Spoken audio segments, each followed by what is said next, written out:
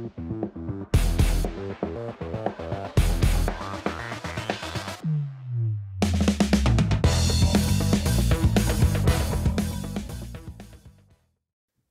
everyone, welcome back to the channel. Thanks for tuning in for another episode. I recently did a video on the baits that I relied on the most during my tournaments in the 2021 season. I went back, analyzed all of the different baits, and found out that the majority of my fish that I weighed in were caught on slow moving baits, drop shot, wacky rig, Texas rigs. And I went back and kind of analyzed all that, and I really just feel like that's because I never got on any real good patterns throughout the year in the 2 days of practice we had. And when I'm running patterns, a lot of times that's when I'm using more of my moving baits, and I just never really found that. So I relied, I think, on my old faithfuls, which are a lot of the slower moving baits where I felt like I could generate more bites. And it just seemed to work out for me. I didn't have the best year that I've had, but I had another good year. And you know, it got me through the year. It salvaged some good points and some money for me.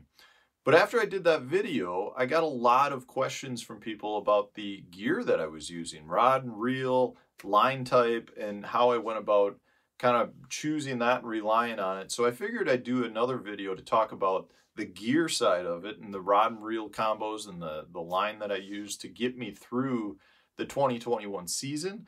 Again, it's all stuff I'll be using this year again, but it is relevant because just because I said I use certain baits doesn't necessarily give you a good idea as to how I was fishing it and what type of tackle I was using for it.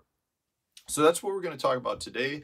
I do want to remind you, if you want to support the channel, go into the description for the video and do your shopping through the Tackle Warehouse link that I've provided there. That's a really good way to support the channel. You can also take that link, bookmark it for future Tackle Warehouse purchases. All of that is very, very appreciated by myself, and it's a good way to support the channel. All right, so let's get into a couple of the setups I used. I've got 5 here that really were my workhorses for the year. They're pretty much my standard workhorses throughout the year. I do want to point out again, though, guys, that I build all my rods on MHX blanks, so you can't just go to the store and buy them. But I think almost every one of these rods, I've got plans to do a video on how to build it, where I'll give you all the rod specs, where you can build it yourself if you want to do that. And I'll take you out on the water and show you why they work. So if you want to build it and know how to build it, you'll be able to figure or see that in the future and be able to do the same. All right, so let's talk about the first one here. This is my go-to drop shot rod. This is the MHX blank. It's an SJ872. That means it's a 7-foot, 3-inch, 2-power rod. So it's got a little stiffer bend. It's more, I would say, on the low side of a medium power, a little bit stiffer than what I consider my usual medium light rods.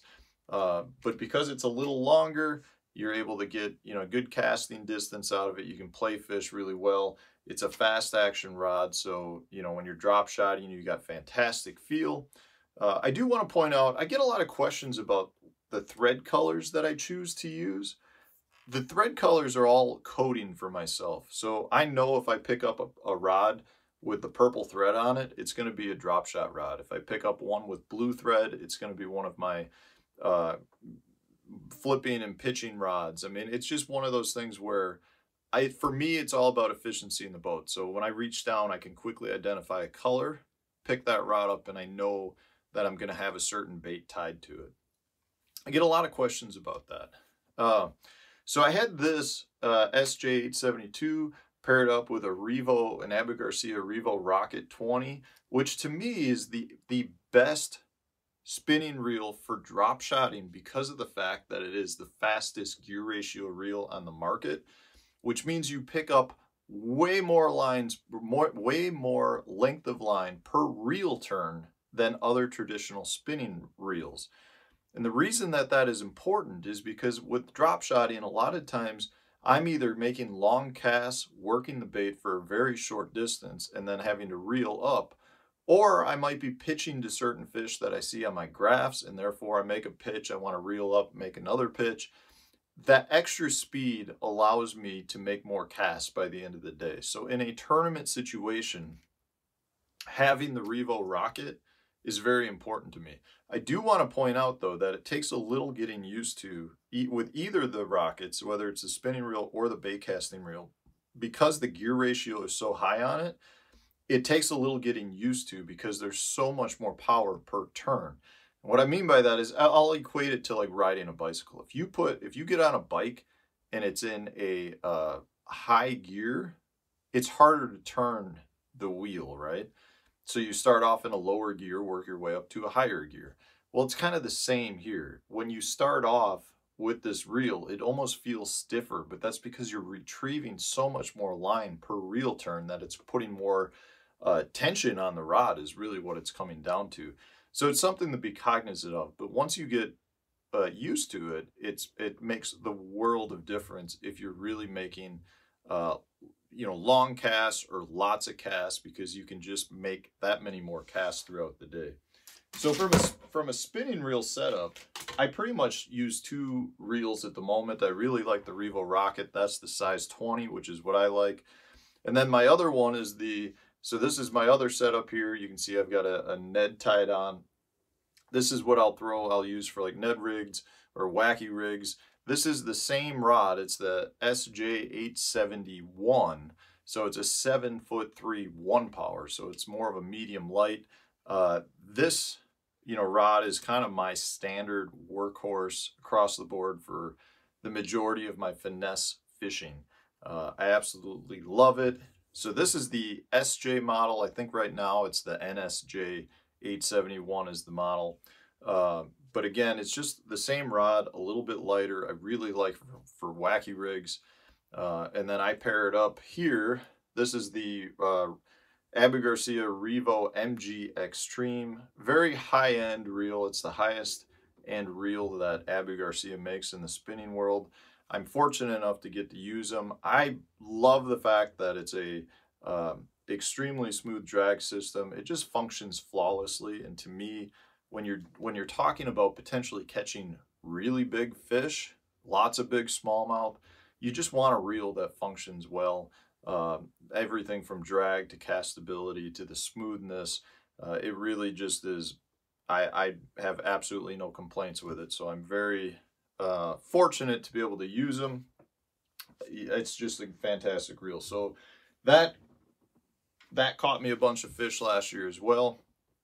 And then, like I said, so a lot of the fish that I caught that were not on spinning gear were all more on like Texas rigs. So whether it was flipping or casting a Texas rig, I caught a bunch of fish on that. My standard setup is this guy right here for a Texas rig. You can see I've got a Texas rig hooked up. This right here is the MHX 87, it's the NMB 874. So it's a 7'3" 4 power rod. So it's a medium heavy, fast action rod. It's kind of your standard utility blank. Absolutely love it. This is definitely one of my favorite rods that I build. And then in this case, because I'm doing a lot of flipping and pitching anytime I've got a Texas rig on, I'm using it on a left-handed bait caster. I'll use both left-handed and right-handed bait casters. I've talked about it in several videos. This is the Abu Garcia ALF, which is one of my favorite. It's the 8.0 to 1 gear ratio, so it's a fast retrieve reel, which I like anytime I'm flipping and pitching, because a lot of times, again, picking up lots of line is a very good way to speed up what I'm doing and allows me to make a few extra casts at the end of the day. It also, if you flip into a spot and you get a fish that bites it and comes at you, it allows you to pick up that slack line to catch up to the fish faster. So anytime I'm flipping and pitching, this NMB 874 is going to be one of my go-tos with a left-handed ALF reel, one of my favorites. So that's kind of what I'm using if I'm flipping, let's say a half-ounce Texas rig.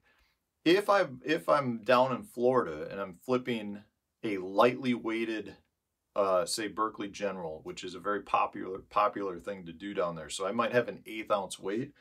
That's when I'll switch to the NMB 873, which again is one of my utility rods. I use it for swim jigs, I use it for some spinnerbait fishing, and I use it for light pitching. So it's a little bit softer tip. It's the same blank as the NMB 874, 1 power less. So it's 7.3. It's a medium heavy still fast action rod. It's just a little lighter.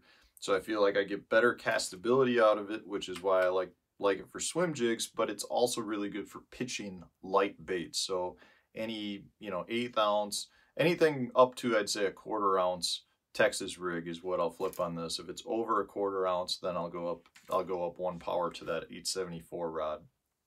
In this case, I've got it rigged here with an Abu Garcia MGX reel, which again is a phenomenal reel. This is probably my favorite all-around bait cast reel that Abu Garcia makes. Super smooth, great drag, casts well. It's got great braking system on it to prevent backlashes. So I've got a bunch of right-handed ones, which is why I've got it on this rod with a swim jig, because I like my casting and winding baits with a right-handed reel, but I like my flipping baits with a left-handed. So if I had, if I was flipping a light general or a light worm or whatever it was, I would have this on a left-handed reel. But the MGX, absolutely phenomenal reel. Yeah, this is again the faster gear ratio. This is a 8.0 to 1, I think. 8.0 to 1 again. It's a phenomenal reel. That's the Revo MGX. And then the last one, because again, I caught a lot of my fish flipping and pitching, which say like down at Okeechobee, where I caught almost everything pitching heavy braided line, and I'll get into line here in a second. I was throwing it on an FP 936 blank, MHX blank, paired up with a Revo Rocket bait casting reel, left-handed model. This is the 10 to 1. What is this? 10 to 1 to 1 gear ratio reel. Super, super fast. Again, I'm gonna say, if you're throwing the Revo Rocket, it takes you a little while to realize you gotta crank that handle to keep that fish coming to you, because it's just harder to get going. So when you set the hook, you wanna crank them out of that stuff. But I'll tell you what, this reel gets the fish out of those heavy mats better than any other reel I've ever seen, because you get them moving so fast. You just gotta really crank on them to take advantage of how great that this reel actually is. The FP 936 is a 6 power, so it's a heavy action, but it's got a very soft tip, parabolic bend, which is perfect for flipping. It's a 9.3, so that's a 93 inch, so that's 7 foot. What is that? 7.9. So it's a a longer, just good all around flipping stick. I love it for any sort of heavier punching where I'm flipping like 1 ounce or bigger weights. But that's the setup here for like what I was doing down in Florida. And I pretty much had a heavier weight rigged throughout the year, because everywhere you go, you may come across a thick clump of weeds, or you may come across a big log jam, just something you want some heavier braided line that you can throw a bigger weight into to get through it. All right, so from a line standpoint, I keep line pretty simple, guys. On the spinning rods, I've got 10-pound X9. This is the 9 strand, so it's a super smooth. I use the 10-pound braid. I will throw it. This is the green color. I will throw it in the high vis as well. And then I'll have that tied to a Berkley 100% leader of anywhere from 6 all the way up to about 10-pound test on the spinning stuff. And then when it comes down to the bait casters, I honestly, I use more 6-pound than probably anything. I mean, the biggest bass I caught all year was a 6.5 pounder in the tournament, 6.5 pound smallmouth, and I caught that on 6-pound test at the St. Lawrence River. And then when it comes to the bait casters, I would flip the first 2 rods. I would flip anywhere from 15 to 20-pound Berkley 100% fluorocarbon. I am very much a fan of straight fluorocarbon when using my bait casting stuff.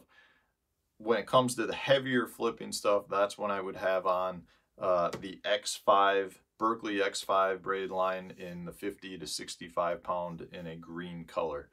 I am not a huge proponent of using all different types of line. I like to really understand the line so that I'm familiar with the capabilities of each type of line. And at this point, you know, I'm pretty much throwing 100% Berkeley fluorocarbon, anywhere from 6 to 20 pound test.